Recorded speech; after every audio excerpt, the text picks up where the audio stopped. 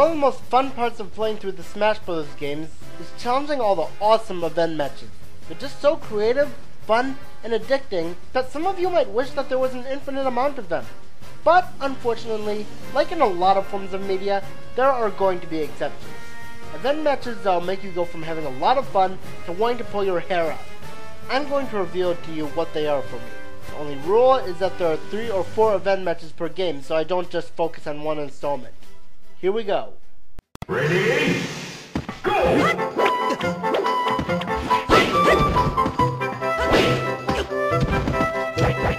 One of the problems that I, and probably many people, had with Sonic in Brawl is the fact that most of Sonic's costumes look the same.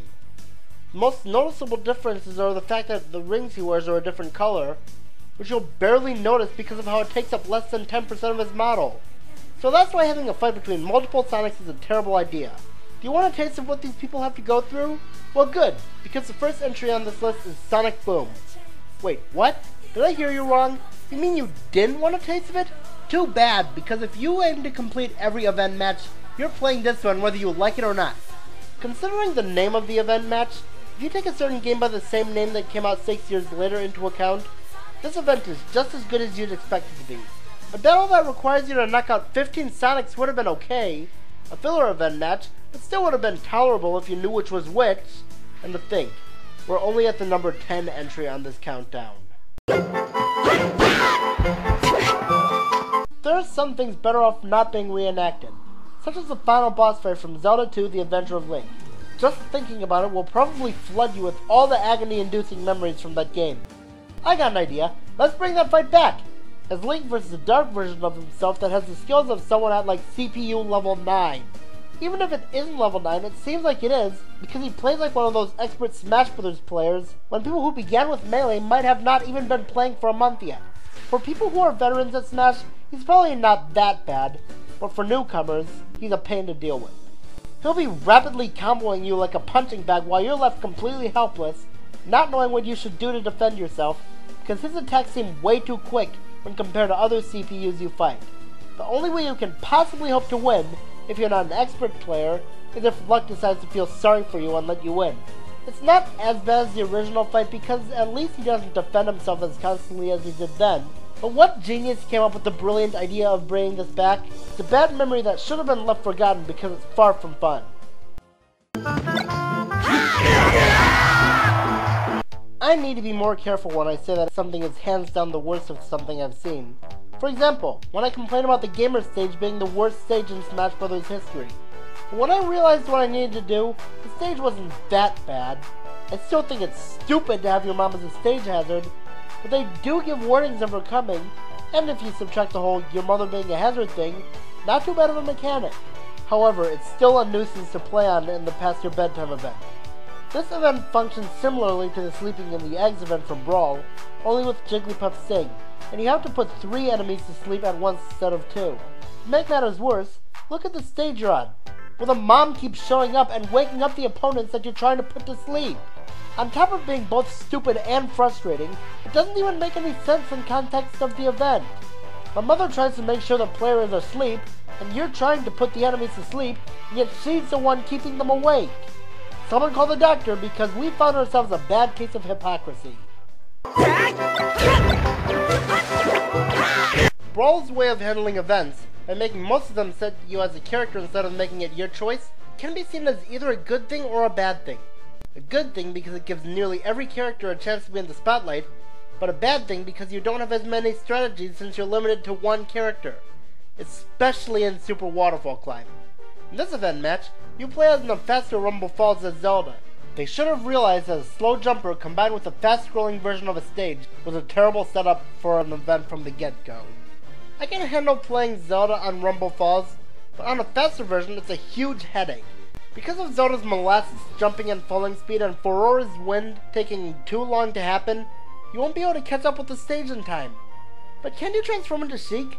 Well, that would make this easier, but since Zelda's transformation takes 3 times as long as it did in Melee, this stage will likely get too far ahead of you by the time you regain control of yourself. You know how each event has the challenge of doing it as best as you can? This one's to see how many ice climbers you can kill. That requires you to go out of your way to damage them, and make yourself have less time to fight against the scrolling stage. So, once again, sometimes forcing you as a character isn't exactly the smartest thing to do. I can handle having to take out 2 opponents at once, regardless of if both of them do have the same amount of lives as me. So how about 2 invisible foes against 1 visible? Oh, you thought Slippy was bad in Star Fox 64? That's nothing. Here, he makes Fox and Falco both invisible, and you can't see them very well. Why does this frog hate me so much? They do highlight Fox and Falco sometimes. I shouldn't have to wait until that happens in order to know where to hit. With the Great Fox's small size, they'll pummel you all over the place. The fight will be like a chore because of this. Well, you get to fight an unlockable character before he's unlocked. That's cool, right? There was also an event match in Brawl called Unwanted Suitors. And that was a better event match, because at least in that one, the invisibility was the only problem, while if you removed it, they'd be evenly matched. But in Slippy's invention, we have the invisibility and 2 against 1, and the fact that Fox and Falco are the 2 highest characters in the Melee tier list. Dear son of a...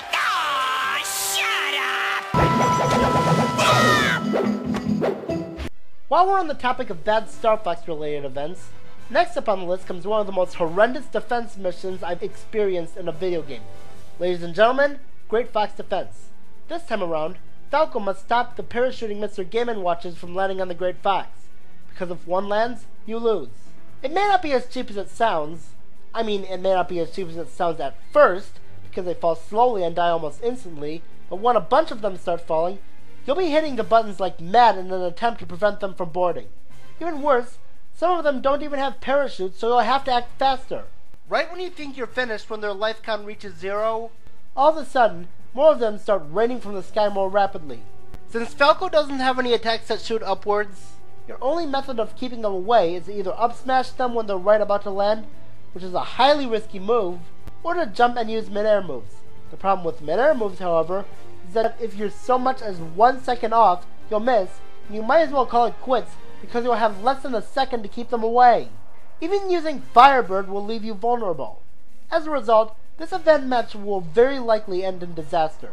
The co-op version, Keep 'em Off the Ship, isn't as bad because you have 2 characters defending the ship instead of 1, not to mention Fox is swifter than Falco and has a better chance, but I still hate this event match. Jigglypuff Live is the most boring event match ever. A match between 4 Jigglypuffs that all have 3 lives each. Your goal is to kill the other 3 Jigglypuffs, which take an eternity to kill. Because each Jigglypuff has weak attack strength, terrible knockback, the running speed of a sloth, and can very easily get back onto the stage because of their floatiness, Jigglypuff Live will feel like the longest event in the world. But wait, don't the Jigglypuff also have their rest move that sends opponents flying? Yeah, but they'll also leave you vulnerable to attack. Next, one thing I loved about the stage was how it transforms, giving the stage some variety.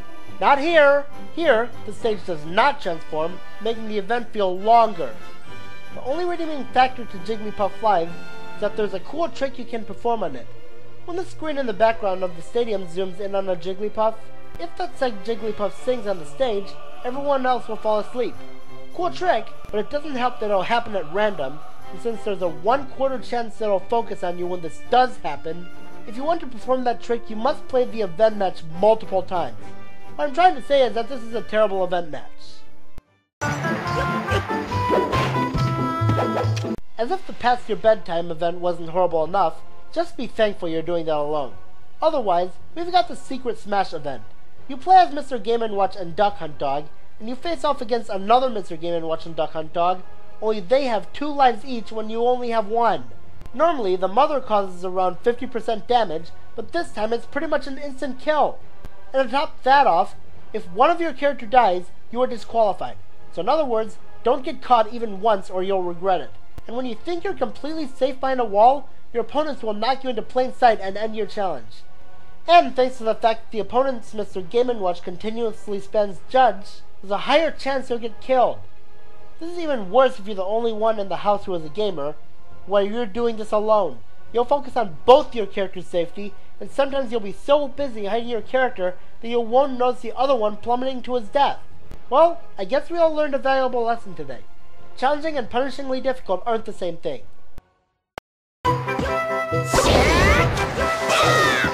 Remember what I said earlier about some things better left not being reenacted? Well, sometimes it's because it doesn't work as well in Smash as it does in its original franchise. In the case for number 2 entry, Kirby's Crazy Appetite, you'll almost find yourself screaming at the top of your lungs every time you fail. You're forced to run around the Great Cave Offensive as fast as you can to get enough food to get you back to full health, while avoiding the DDDs. Yes, this is as annoying as it sounds. You'd think that the size of the Great Cave Offensive would give you an advantage, but when 5 DDDs come in, they're going to cause a lot of chaos. The more you get attacked, the more food you need in order to make up for that damage. Does an already tedious event really need prolonging like this? Especially since the danger zones of the stage will instantly kill anyone above 100% damage, which you start out higher than. So all the DDDs need to do is accidentally knock you into them for you to be disqualified. By the way, wasted opportunity for the gourmet race music. And did I mention there's a time limit? Only one question remains. How can an event match possibly be worse than this? The final event match of Melee was so grand because it left a great final impression. The fight against 3 villains, one being a majorly souped up Bowser, almost felt like a true final battle against evil. So, you would expect something equally as cool, if not cooler, as Brawl's final event. And in it, we got what was no contest, my number 1 in this top 10. The final battle. Oh man, where do I start? Well, how uninspiring this fight is. In Melee, the biggest threat was more than a supersized Bowser, it was something absolutely evil, with its stronger attacks and how menacing it looked. Here, it's merely a supersized Mario. How anticlimactic! But doesn't the event of the same name in Smash 4 have him at normal size, making this seem less inspiring? Yes, but I still hate the Brawl version more because it was much more disappointing, considering the last game's final event. Not to mention how that event playing out that way was this event's fault. Well, he's teamed up with Snake and Sonic, that's a representation of Konami, Sega, and Nintendo, right? True, but that's the only good thing, not counting the music. Why doesn't the music count? Because it doesn't deserve this epic theme. Besides, you can pretty much hear it on any match in Final Destination by turning the odds of the other songs all the way down. And if you think that not getting what I want in life is the only reason I hate this event, then you're dead wrong. What about the fight itself? With Snake's long-range attacks, Sonic's speed, and how big Mario is, making it easier for him to hit you, you will be likely to lose within the span of 15 seconds. If that's not enough for you, what's your prize for winning this event match? A cool new stage? A brand new music track? A trophy? No. What's your prize for winning this event? Absolutely nothing. Are you kidding me? Melee's final event left me with a feeling of satisfaction. Hard, yes, but it was so worth it to unlock Final Destination. Especially since that was the last stage I unlocked in Melee when I first played through it. Considering all the things you get for getting every stage, it left me with even more satisfaction. Much more than this. In addition to being frustrating and uninspiring, the final battle is not satisfying at all when you finally do beat it. Very well deserving of the number 1 spot on this list. I'm at 5/7 and I hope that the events in the future Smash Bros. Games don't make the same mistake this one did.